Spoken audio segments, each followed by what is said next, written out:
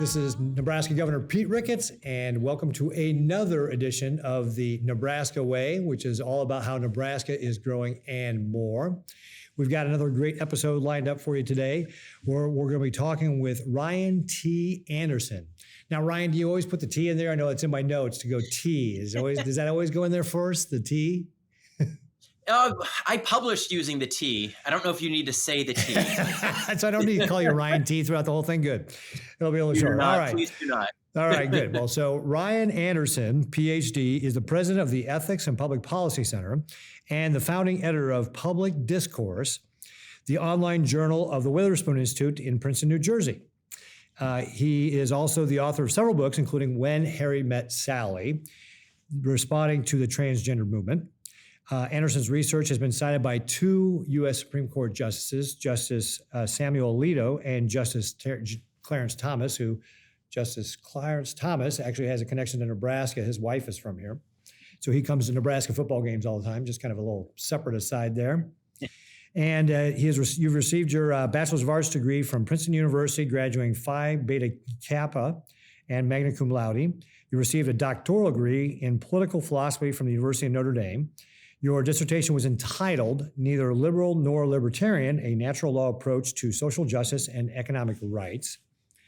You've made appearances on ABC, MSNBC, CNN, CNBC, Fox News. You've also been published by the New York Times, the Washington Post, the Wall Street Journal, the Oxford University Press, Cambridge University Press, Harvard Journal of Law and Public Policy, Georgetown Journal of Law and Public Policy, First Things. I actually just got my most recent copy of First Things in the mail. I haven't even had a chance to crack it yet.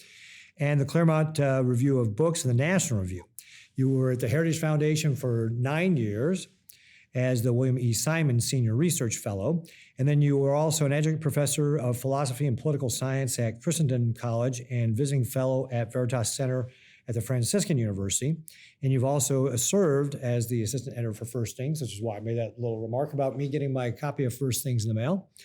Now, we're on the podcast today, we're going to talk about some of the research you've done on gender ideology and the impact that has had on society and kind of what you've done with regard to that.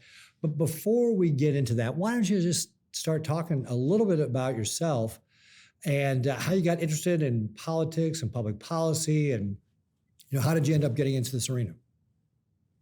Sure. So, first, it's an honor and a privilege to be with you. So let me start by saying that. Thanks for inviting me on, and it's a pleasure to be here.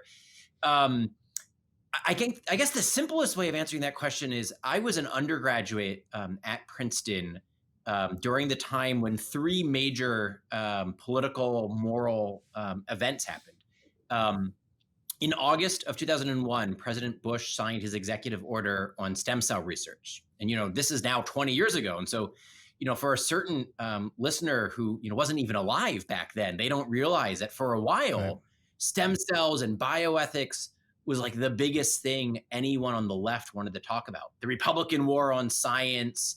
I think they had, President Reagan's son speak at the Democratic National Convention saying that, if John Kerry was president, Christopher Reeves would get out of his wheelchair. I mean, they demagogued on the science and on the bioethics. So that was one. And then a month after Bush signed the executive order on stem cells, the attacks of September 11th took place. And then it was, I guess, 2 years after that the state Supreme Court in Massachusetts redefined marriage in that state. That was in 2003, the Goodridge decision. And that was the first time any state in the United States had redefined marriage. So, as an undergraduate, you're curious in all these things. What do I believe about the sanctity of life? What do I believe about the nature of marriage? What do I believe about just war? Is the war in Iraq a just war? How do we respond to terrorism, right? All of these things are taking place in, kind of like real time. They're going on the front page of the New York Times while I'm an undergrad. And, these are the sorts of things that we talked about in the dining hall. These are the sorts of things that we talked about in the classroom. I remember I took a class titled Christian Ethics in Modern Society.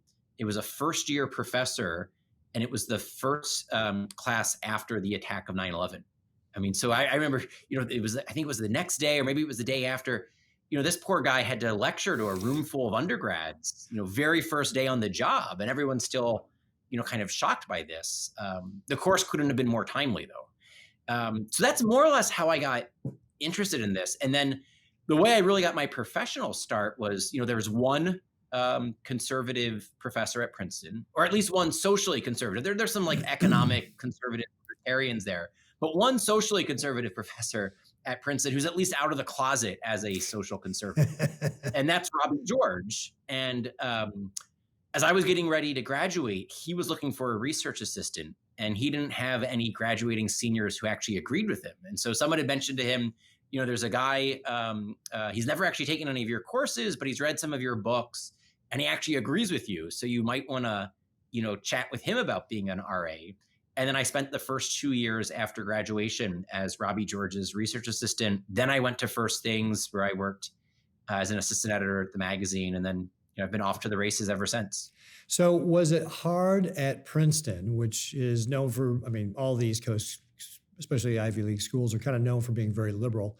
Was it tough having those social conservative views on campus, or was it one where debate and dialogue was encouraged and you were one position, maybe in a minority, but it wasn't, you weren't ostracized at the time for it? Or how did that all work out?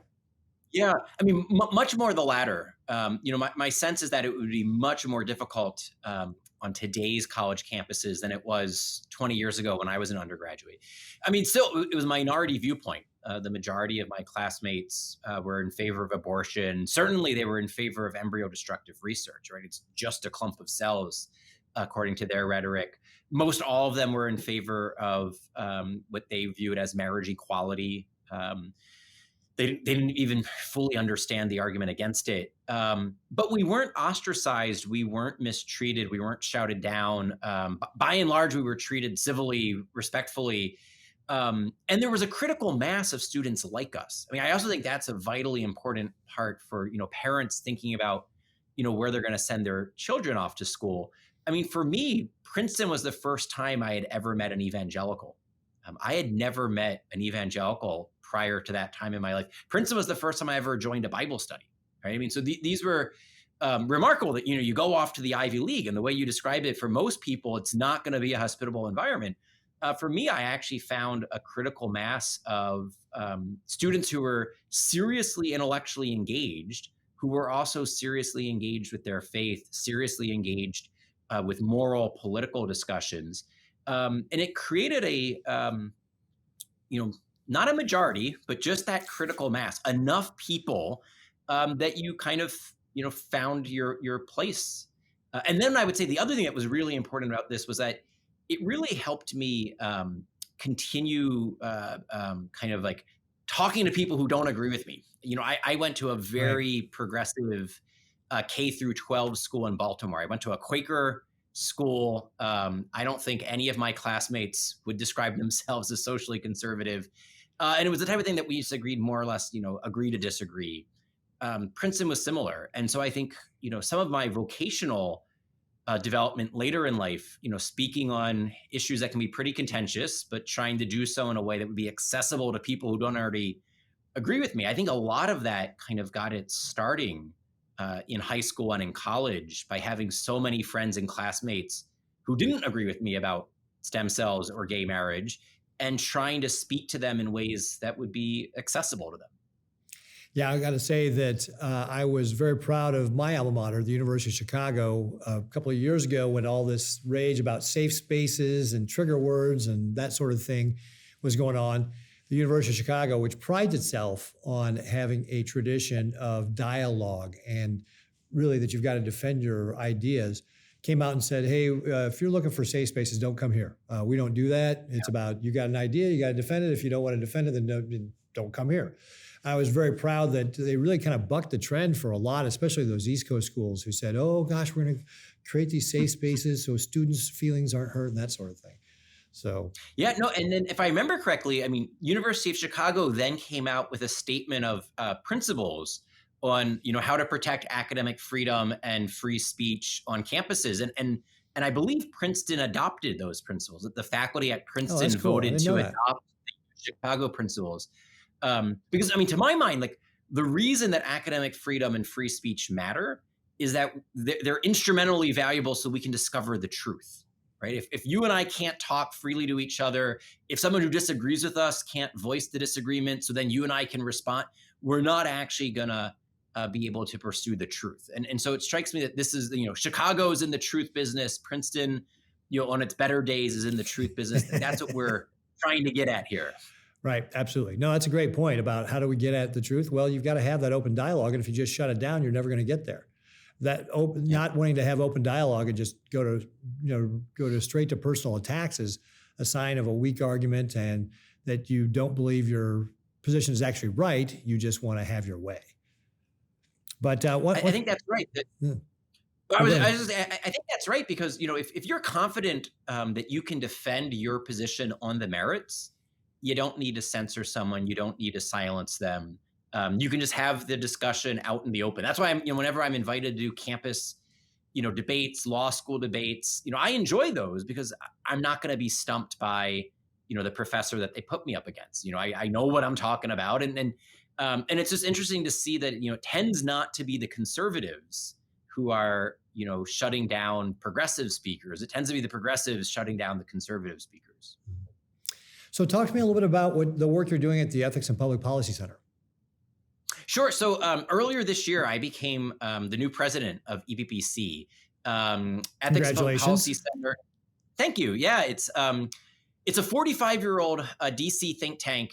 So it's in the model of like a Heritage or an AEI. It's not quite as large, or even, to my mind, it's not even as well known, although it should be. It punches above its weight class. It's a distinctively Judeo-Christian think tank. So we're drawing from kind of the biblical theological traditions, and then also natural law philosophical traditions, right? I think we're drawing on the best of both Athens and Jerusalem, and then putting it at the service of American renewal, right? We think both Athens and Jerusalem have something to say about the American founding and something to say about the renewal that we need in America today. And then kind of, areas where we're working on life, we're working on marriage, we're working on family issues, sexuality issues, legal, constitutional questions. The Dobbs case has been a major focus of many of our scholars recently.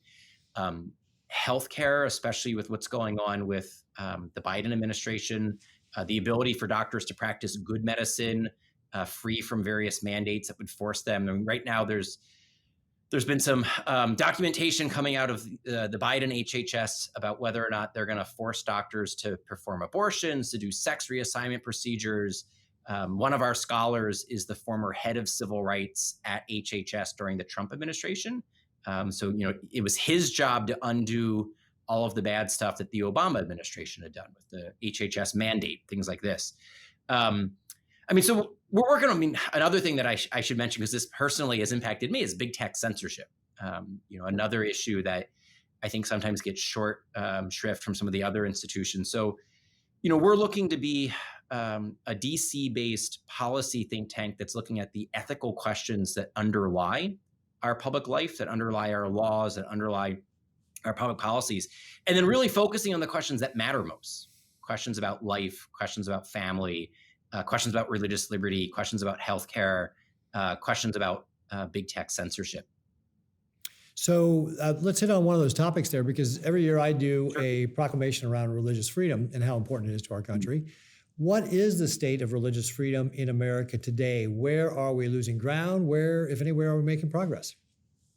Sure. Yeah. I think we're definitely making progress in the courts, and that's one simple reason there is just that the Trump administration was almost single-mindedly focused on filling every vacant court opening that existed. They got confirmed more district level judges, circuit level judges, and obviously the three Supreme Court justices.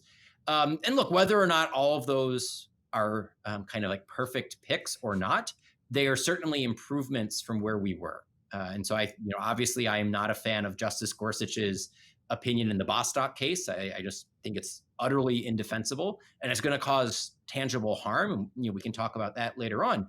But I think more or less all of those judges and justices are more sympathetic to religious liberty than the judges and justices that the previous administration had appointed. And so that's one area where I think we're gaining ground. I think where we're losing ground, though, is in the court of public opinion.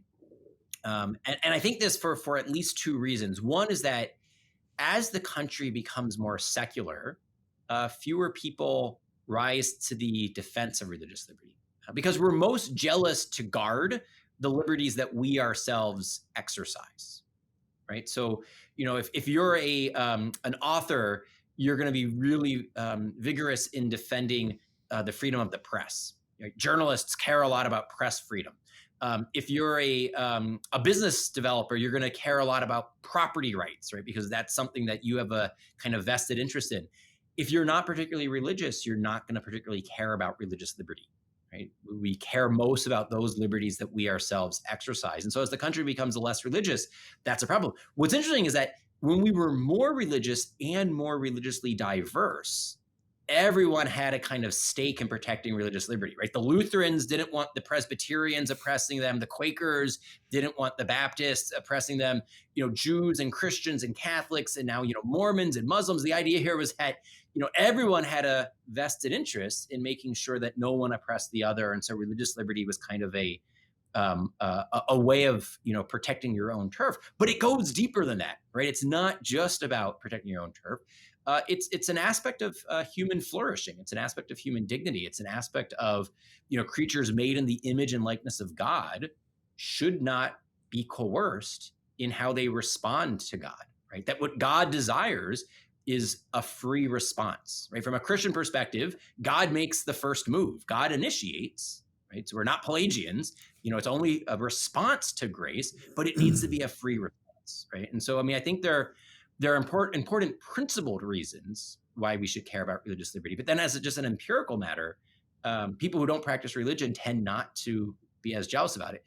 Second thing I'll say about why we're losing ground in public opinion is that many of the areas where the left most wants to advance their agenda in the culture war, and the reality here is that the left is the aggressor in the culture war.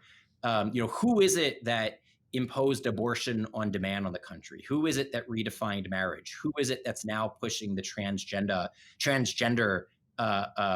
policy agenda here? Those are all moves from the left, right? The right is largely playing defense on these things. The right's playing defense of saying, can we go back to where we were before Roe v. Wade, before the court created a constitutional right to kill an unborn child? Can we go back to where we were when the law defined marriage correctly? Can we not redefine the word sex to mean gender identity and not impose, a gender ideology on the country? Many of those battles then become religious liberty battles. And then I think that sours the concept in the minds of people on the left who want to be pushing those mandates, right? Whether it was the contraception mandate against the Little Sisters of the Poor. Again, who was the aggressor there? It was the Obama administration, right? Leave the nuns alone. Whether it's Jack Phillips, the baker, right? They're trying to force, as far as we know, he's the only baker in the entire state of Colorado that has an objection to doing custom cakes for same-sex weddings. So why go to him, right? Why persecute him? And so anyway, so that's where I think as a cultural matter, it's damaged religious liberty as a concept. Now, as a legal matter, I don't know what else. I don't think the litigators are to blame here, right? They should be bringing religious liberty defenses of their clients. I think what we also need to do, though, is bring a cultural defense that what Jack Phillips believes about marriage isn't discriminatory. What the Little Sisters of the Poor believe about human sexuality is a good, wholesome, beautiful vision of the human person. What the doctors who don't want to do sex reassignment procedures believe, that's good medicine, right? And so I think we need to simultaneously let the litigators litigate these, under religious liberty jurisprudence, but also have people willing to make the truth claim. Because in all those cases I just mentioned, it's not just a religious liberty, personal, private belief. There's also a truth at stake. And each one of those religious liberty plaintiffs is actually on the right side of the truth question. Yeah, it's interesting. You're talking about religious liberty, and it struck me with another thought, which is, I'm sure you're familiar with Clayton Christensen, the Harvard Business School professor, wrote The Innovator's Dilemma. Sure. And he had a Chinese professor over at his house a few years ago who was studying America and was getting ready to go back to China. And Clayton Christensen asked him, what was the most surprising thing you learned about America? And this Chinese professor responded, how important religion was to the operation of your country, because people will do the right thing when nobody is looking. And you rely on that a lot. And oh, by the way, you're losing it. So getting to your point about the secularization of our society and the fact that so much of our society, it does depend on religious freedom. It does depend upon people doing the right thing when nobody's looking. And if we're losing that, we're losing a fundamental building block of our country that, our founders certainly thought was incredibly important, because they all wrote about it, said how important it was that we have those guiding principles. I think that's exactly right. And this is the idea that a self-governing people, as a republic, also requires self-governing people as individuals, right? I mean, I'm only going to be equipped for a Republican form of self-government if I'm also capable of self-government at the personal level. And what that means is, being able to, not act on every impulse, developing the right virtues, allowing reason to tame the will, to direct the will, et cetera, et cetera. And for many people, I mean, the way in which we both discover moral principles, the way in which we develop virtue, and what is the biggest motivator for being virtuous and for following the moral law, is that we're accountable to God, right? And it's very hard, if not impossible, to take God out of that picture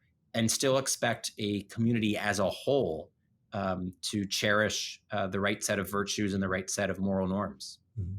So one of the things that you've written quite a bit about is gender ideology. And obviously you've been criticized heavily for that. You withstood the criticism, maybe going back to your time at Princeton, right? Talk to me a little bit about, why do you think it's so important to address these issues of gender and sexuality, again, given the context of our culture and society? Sure. The way that I got, actually, let me first answer that question directly, and then I want to say, how I got into this. But the direct answer there is that the reason why it's so important is that, there are human lives at stake. A friend of mine, John Sonetreat, says, ideas have consequences, bad ideas have victims. Yeah. And I think that's really important for us to grasp here, is that, right now, there are young Americans, particularly young American girls, who are having their bodies destroyed in a variety of ways, right? They are being prescribed puberty-blocking drugs. They're being prescribed testosterone. They're having double mastectomies performed in their bodies. And all of this before they even turn age 18, before they even reach legal adulthood. They are victims. They are victims of a bad ideology.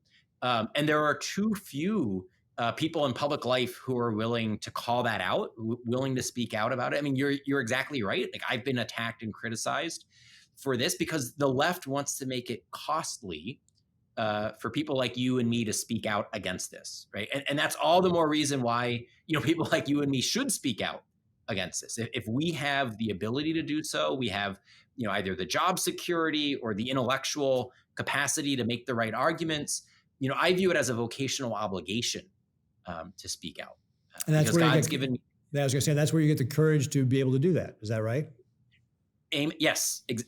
I think I do not know how I could do this if I was, a committed kind of like secularist who thought it was all just a cosmic accident and it was all just, various dust particles that were evolving and, this is what it is. I don't see why, I'm pretty sure I would be with Nietzsche and I'd be a nihilist if that's what I thought was like the metaphysical truth of reality. But the way I see it is that, I have a vocation in life, and vocation, another way of saying calling, and that implies there is someone who calls, right? You respond to a vocation. Something else, gave you the vocation, and it's to be a truth teller, in the public square and to tell the truth on issues where other people might not be able to, right? And not so much because I think, you mentioned, for me, it was very, very kind of you to say courage. I'm not implying that other people are cowards. I think part of it is that, I was at a place, I was at Heritage where, provided I didn't lie and I didn't, falsify my data and my arguments, I wasn't going to be fired for this. I knew I had a certain amount of job security. And the same thing is true where I am now. The board of trustees is not going to fire me unless I do something inappropriate, but they're not going to fire me because I was telling the truth about gender ideology or anything else like that. And then the other thing is that, I have the intellectual capacity to do this, right? Not everyone has the ability. I read through, tens of thousands of pages about gender dysphoria and various gender theories so that I could then sit down and write the book that I wrote on this, right? And that's a gift that God gave me. It wasn't enjoyable. And then the last thing I'll say is that for me, like there were two moments that kind of inspired me to write the book. One was I was going on TV, two different interviews to talk about the Obergefell case. It was around the time of oral arguments in Obergefell. And if you remember, and some people didn't notice this, but the weekend before oral arguments in Obergefell, that was when Bruce Jenner, as he was then called, went on 2020 and had that 2-hour Friday night special. And so, that Sunday morning, I was going on one of the Sunday talk shows, and I got a text message from the producer saying, we want you to talk about Bruce Jenner as well. And then the next day it happened on the Chris Cuomo show on CNN. That was when I realized, all right, they're pivoting. They know they're going to win Obergefell. They know they have Anthony Kennedy's vote. So they're pivoting from the LGB to the T. And I need to get prepared for this. I'd done a lot of reading and writing and speaking about marriage. I hadn't done as much about gender identity, gender dysphoria, transgender ideology. So that was when I was like, I just need to do a deep dive on the research. What finally convinced me to do a full-blown book was after I met and then read testimonies, watched videos of people who had detransitioned, and their stories are just heartbreaking. Yeah. And they're becoming more common. And the most tragic form of the story is the high school or college age young lady who transitions, goes on testosterone, has a mastectomy, and then 5 or 10 years later regrets it. And that was what kind of just put me over the edge of saying that what's going on here is horrific. And I like to quote the American philosopher Janis Joplin: "Freedom's just another word for nothing left to lose." I had nothing left to lose. Everyone who hated me in life because of what I had done on the marriage debate or the liberty debates, they were already going to hate me if I did a book about gender ideology, and I wasn't going to make any new enemies. So, I thought very much, it came together. God's given me the gifts and talents, and there's not going to be a huge cost for me doing this. I got to do it. So talk a little bit about, because you've referenced it several times now, when Harry became Sally, and how you got to write the book. What were some of the biggest takeaways from that book that when you did all this research that you put in it? Like, what did you publish? Sure. I mean, I would say the biggest takeaway here is that the entire treatment protocol that's being pushed on children right now is a house of cards with no foundation.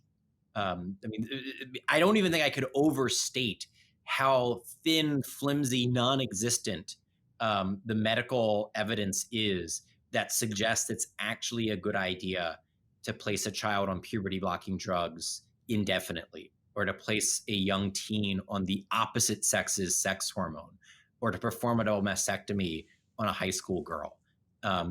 If anything, the best evidence we have all suggests that sex reassignment procedures don't bring lasting wholeness, happiness, healing to patients, and that for children in particular, the vast, vast, vast majority of them, if they're just given the time and the space to continue development, will grow out of any gender confused stage.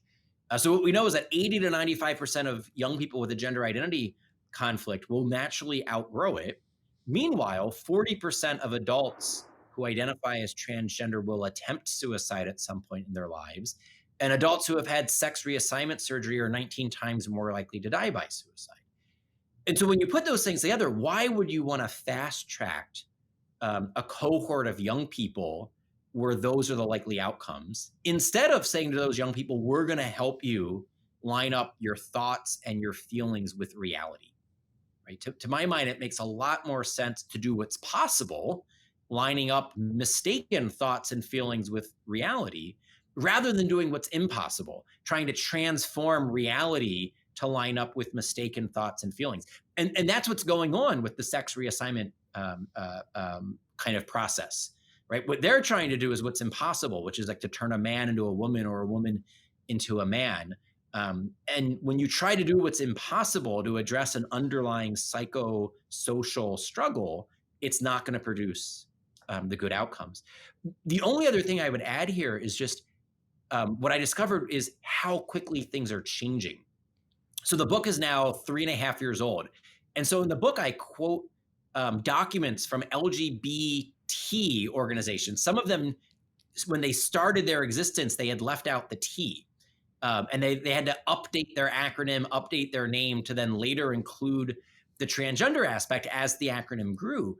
But even the language they use, I mean, a decade ago, they would say transgender, a man who identifies as a woman, or a woman who identifies as a man. The more recent ideology is that the trans woman is a woman, not that he identifies as a woman. And then even since the book was published 3.5 years ago, the ideology continues to evolve, so that now you have a lot more non-binary identities. So the transgender isn't even an accurate term, because it's not as if it's a man identifies as a woman or a woman identifying as a man, but people who identify as neither or as both or somewhere in between. Gender identity can now be fluid, where you could, go from one to the other to in between. And this just strikes me as, fundamentally a rejection of the sex binary and our embodiment as male or female, right? And so the ideology keeps advancing. And, as Stone Street says, bad ideas have victims. This isn't going to produce wholeness, happiness, flourishing. And we need people to be willing to kind of call it out. Yeah, it's interesting. You're talking about the thing with the puberty blockers. The Nebraska Department of Education, State Board of Education, they're a separately elected body, so I want to be very clear, these people do not report to me, but they had an activist board member who worked with activist communities to drive sex education standards when it was not required that they do so. In fact, our legislature had twice within the last 10 years specifically declined to require the State Board of Education to come up with sex education standards, saying instead that that's really up to local school boards, parents, and teachers to decide on how they do that.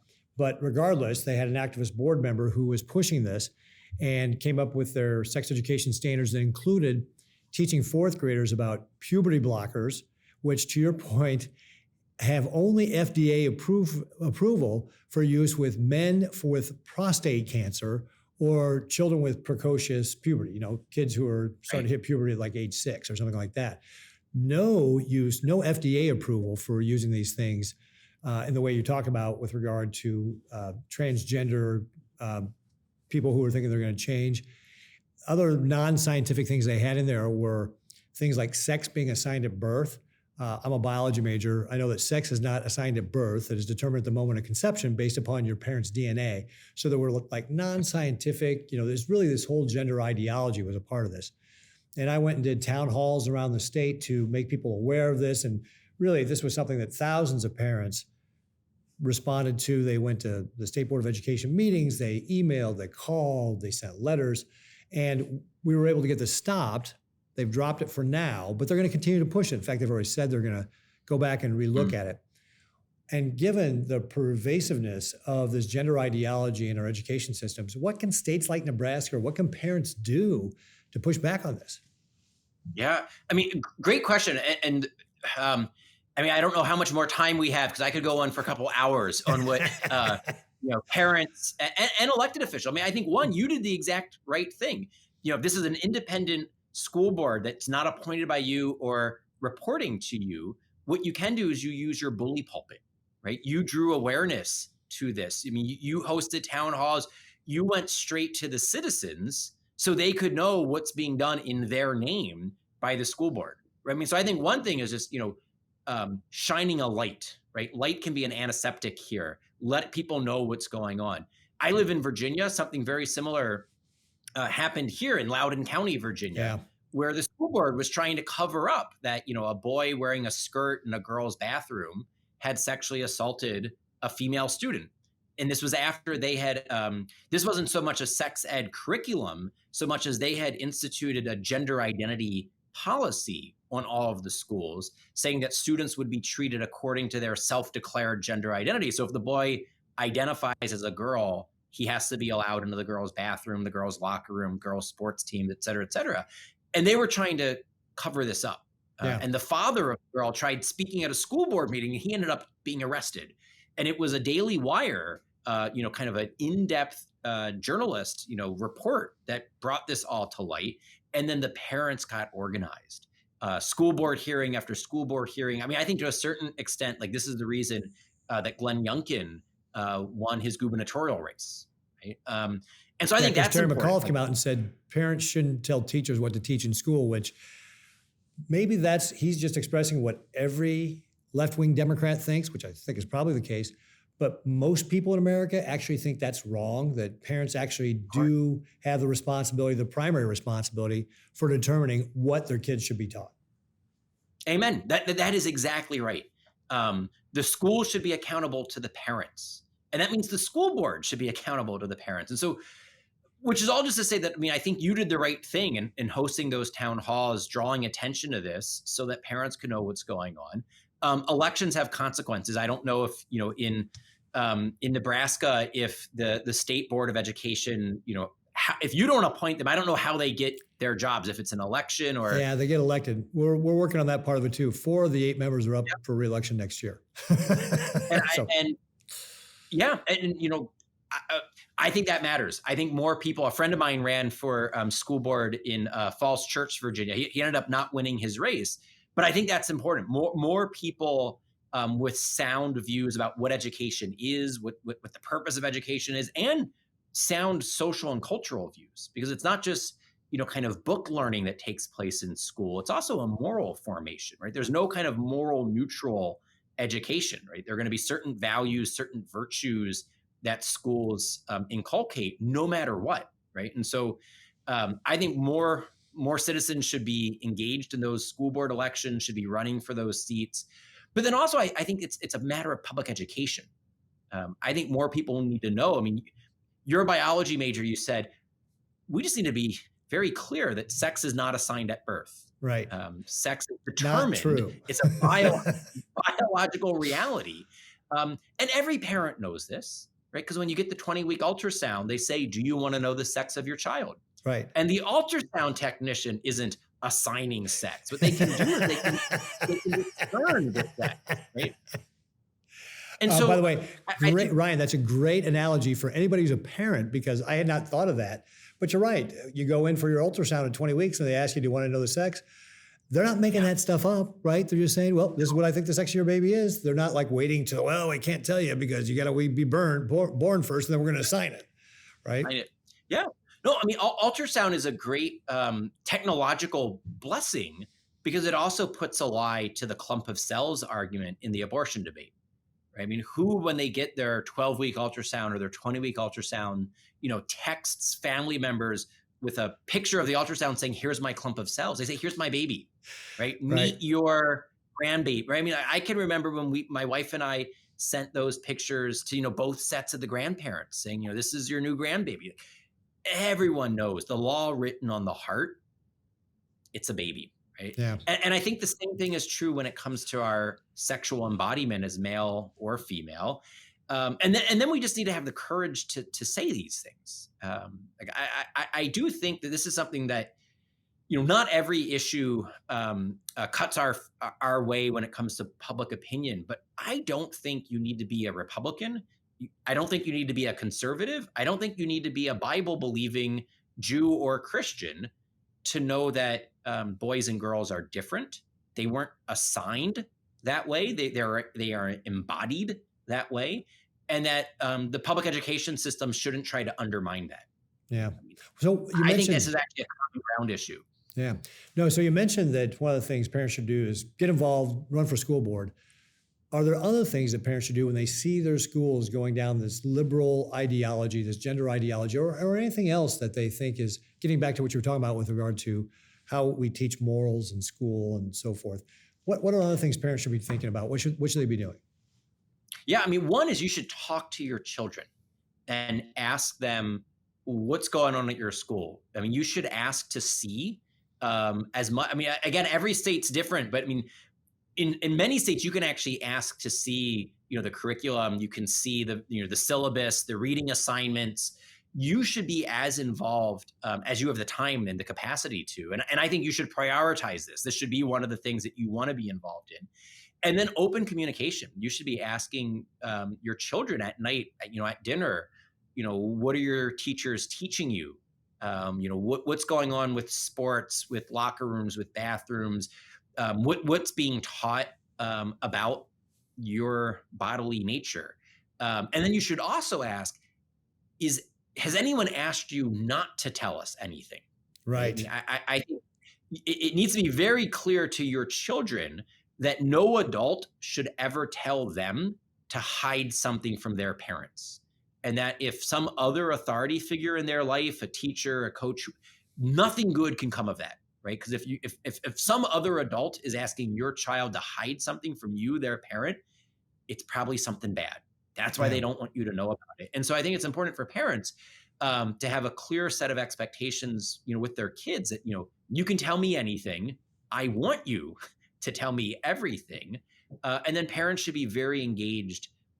What's going on? What books are in the library at school, in the reading nooks? What's on the syllabus? And then bring it to the attention of the principal, the superintendent, the school board. I mean, get involved, at various levels, because sometimes you don't need to go all the way to the state board of education. It might be the county school board. It might just be a bad principal or a bad teacher, right? You don't necessarily need to go all the way to the top to figure out where the problem is. Yeah, no, that's really good advice. Again, and something else that I had not emphasized enough, because some of the things I told parents is, hey, you should be asking for the curriculum. I mean, it's a public document, right? So the schools, if they don't want to turn it over to you, you're going to do a Freedom of Information Act request, and they're going to have to give it to you. I mean, so it's just dumb for them to try and hold it back. But you're right. The very simple, basic start is ask your kids, what are you being taught in school? I mean, that's because you see your kids just about every day, right? When they're growing up. So that's a great first place to start is, hey, what are they teaching you? What are they telling you? And I love the point you just made about if they're telling you not to tell me something, then you better doubly tell me. That's really going to be a problem. And let me add two more things just based upon the experience in Virginia. One is rally around heroes. Yeah. This should be a household name, Tanner Cross. Tanner Cross thankfully still is, I don't need to use past tense. He's a physical education teacher in the Loudoun County school system. And he spoke at a school board meeting saying that, the transgender policy is bad for students, right? It is bad for me as a teacher to do what you were asking me to do. And then they placed him on administrative leave and they were trying to fire him. And, thankfully, good attorneys from Alliance Defending Freedom represented him. And, they won, right? So he's reinstated. They aren't going to be able to retaliate. Now that we have a new governor, I think, Tanner is going to be safe, thank God. But it was important that people rallied around him, right? Don't let, the one guy who sticks his head up get it chopped off and then leave him, on his own. Yeah. So I think that's important that when you see, whether it's a teacher or a parent, willing to take that stand, rally around. And then second, organize. The left is organized, right? The left has activist groups that are pushing this. Conservatives, part of it is because we're so busy raising our kids, we're involved in our church. Politics isn't our number one priority, right? It tends to be the number one priority more so for people who don't have rich family life or rich religious life. Politics becomes their God, right? And so conservatives are almost at a disadvantage because we're going to place our church membership and our family higher than our political activity. But it's important that we get organized if we are going to be engaged in something like this. And the parents, the families in Loudoun County, Virginia did that. I mean, there were various ways, Facebook groups, email lists, to help support each other and to share knowledge, share information, equip each other so that when you're going to a school board meeting, there's a plan of, we each get 1 minute to testify. Let's make sure we all hit the right Hit points. the right Right? I mean, points. Hit the points. Yeah. yeah. So, I mean, that would be the two other thoughts there is, rally around our heroes and then, get organized as you do this. Yeah. Well, you mentioned about a little bit, you touched upon getting the message out. Your book, When Harry Became Sally, was banned by Amazon. They wouldn't sell it. So what do you do to be able to get your message out? And what can other people who are socially conservative be able to do that? Yeah, so Amazon sold the book for the first 3 years after it was published. But it's worth pointing out that for those 3 years, Donald Trump was president, Bill Barr was the Attorney General, right? Josh Hawley was in the majority in the Senate, which meant that he had various committee power. I think once none of those people had the authority that they once did, Amazon thought we can get away with removing the book and there won't be an investigation, there won't be any pushback. And so they got rid of it the weekend before the House of Representatives voted on the Equality Act. And the Equality Act is one of these, federal transgender ideology bills. It would write the words gender identity into federal civil rights law. And it's very bad news. And so getting rid of my book, I think, was an attempt to discredit me. I'm one of the more outspoken critics of the Equality Act. But I think there are larger lessons here. If Amazon, the world's largest retailer, right? Amazon sells more products than anyone else on the globe. Yeah. If Amazon can just disappear a book like this, what does that do to the book publishing marketplace, right? Which publisher is going to publish a book when they're afraid they're going to be locked out of the world's largest retailer? What author is going to write a book if they're afraid that they're not going to make any money when it comes to their book royalties because Amazon's not going to sell it? I think it leads to a huge chilling effect. In my own case, when you say, how did I get the word out? I'm a big enough name and I have enough friends in prominent positions within the conservative media world that, people were inviting me on their TV shows, their radio programs. People were writing about it. We ended up having a little sales spike because Amazon canceled. Barnes and Noble and Walmart made lots of money because of Amazon's own-headed decision. But I think the long-term consequences might be different, right? And that's where you need to think both, short-term versus long-term, and then, what happens to you versus, what books has Amazon refused to sell that you and I have just never heard of? Right, never heard of. Well, this gets back to then one of the things you talked about was big tech, and maybe this is where you were going with this. Their censoring of our culture and potentially open them up to antitrust, additional regulation. I mean, historically or typically, it would have been Republicans protecting companies from overregulation. I can give you a guess now, there's not going to be very many Republicans who are going to step up and protect any big tech giant from any sort of regulation. So once the Democrats figure out that what big tech did to the Republicans, they can easily turn around and do to them. Is this the direction it's going to go? What have you been saying about big tech? Yeah, I mean, so I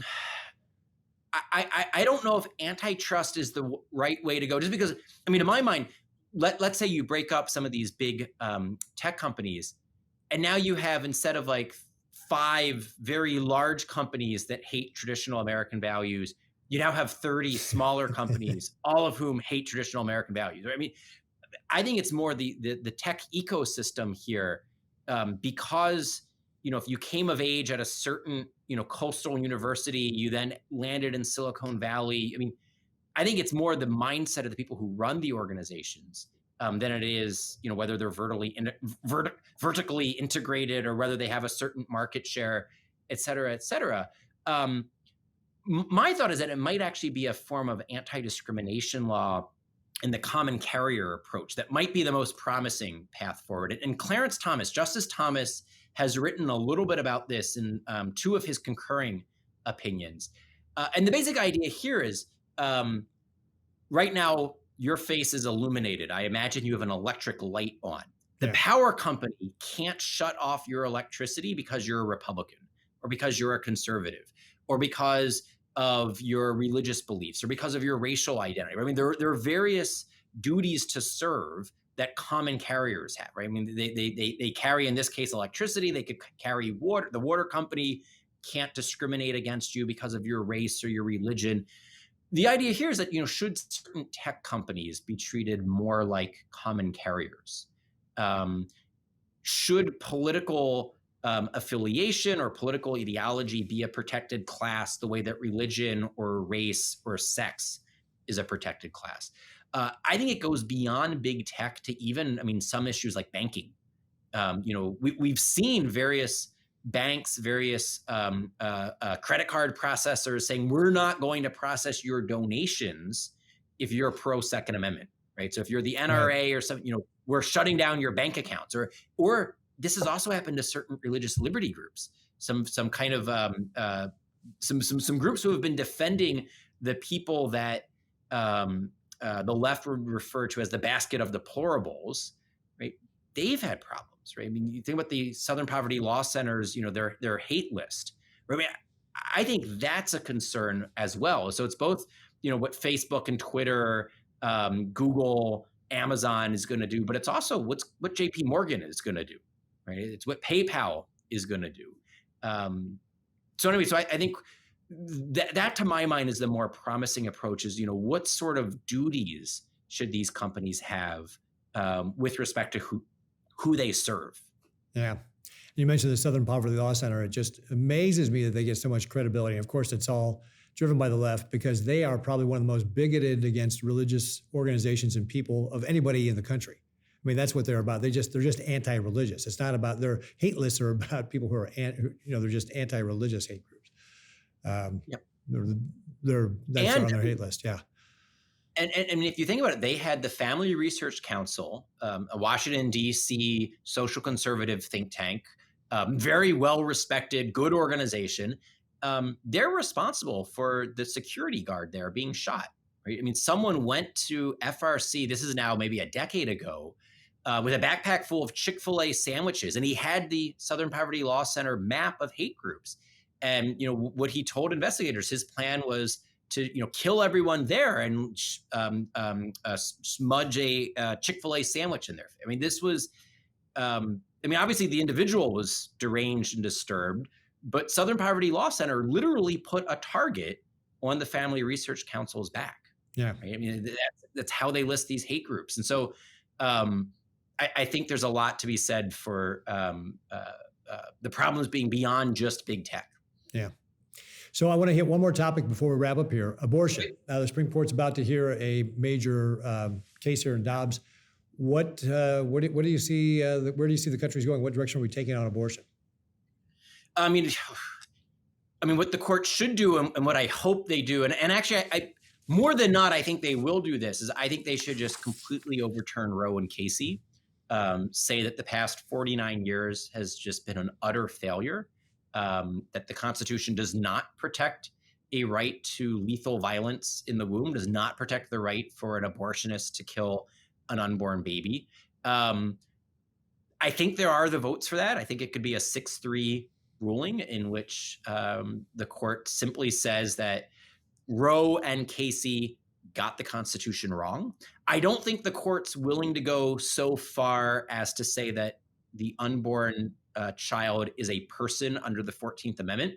I think there's a very legitimate argument to be made there. I find it more persuasive than not that when the ratifiers of the 14th Amendment, when it was passed and then it was ratified, the word person was not being used in distinction to the term human being. All human beings are persons. All persons are human beings. They were more or less synonyms. And so then in that case, if the 14th Amendment says you can't deny equal protection of the law to any person, then that would include the unborn. So if anything, our Constitution should be protecting the unborn from lethal violence in the womb. I don't think the current Supreme Court is willing to do that. So I actually think, if you're looking for, what's the middle position? The middle position is to say, let's leave it to the democratic processes. Now, other people want to say the middle position is let's create a new version of Casey in which we say that there's a 10-week rule or a 12-week rule. At stake here is a Mississippi 15-week abortion ban. And so other people are saying, all right, well, let's go from, if we're currently something like 20 weeks, let's go to 10 or 12, and I just think the court needs to get out of this. There's nothing in the Constitution that says what week states Right. can or cannot protect children. So I think the better thing for the justices to do in this case would say, look, we got it wrong 49 years ago. We got it wrong 20 some years ago in Casey. We're getting out of the abortion business. We're going to leave it to the democratic process for the people working through their elected representatives to make abortion law. And I think that would leave us in a much healthier position, at least until they're willing to entertain the 14th Amendment argument, which I think is a promising argument. I just don't think the groundwork has been laid just yet, but it's worth pursuing. Yeah. Well, and that would also get us back to more what our founders were trying to design with our government, which was a federalist model where if the powers were not specifically designated to the federal government in the Constitution, they were left to the states and the people, which is really kind of the argument you're making, which is like, hey, this is not specifically written. There was no penumbral right to privacy in the Constitution. You can't find those words anywhere. So that must mean that if this actually does exist, it's up to the states or the people to regulate, not the federal Constitution. But we can spend another hour or so. Lots to talk about. Lots to talk about that. Speaking of which, we have just about reached the end of our hour. So Ryan, thank you so much for being on. And I want to say thank you to all of our listeners and viewers watching the Nebraska or listening to the Nebraska Way podcast. We very much appreciate it. Please go online, give us, this is the shameless self-promotion part where I say, hey, go on and give us a 5-star rating, give us a nice rating so people watch us. You can like us on Facebook, follow us on Twitter at @GovRicketts, follow us on Instagram. Email my office at pete.ricketts@nebraska.gov. Lots of ways to be able to get in touch with us. Really appreciate all of our viewers and listeners who tune in when we have these. Ryan, how can people follow you and what you're doing? What the new things going on in your career? Sure. So I'm the president of the Ethics and Public Policy Center. So our website's really simple. It's eppc.org. So eppc.org. That is easy. Yeah. And then on Twitter, I'm at Ryan T. And. So just my first name, middle initial, first 3 letters of the last name at Ryan T. And that's where I post links to a bunch of I'll post a link to this conversation as soon as, it's on the internet. And I post lots of links to things I've written, interviews, and other things that I think worth reading and watching. I don't just link to my old stuff. And then at EPPC, we have 30 or 40 scholars working on a whole host of ethical and public policy questions. And I think anyone who's enjoyed this conversation will enjoy the work that my colleagues are doing. So definitely check that out as well. Great. Well, thank you very much for being on again. We very much appreciate all the work that you're doing for our country. Hope that you have a wonderful holiday season here. And thank you all again for everybody joining us on the Nebraska Way.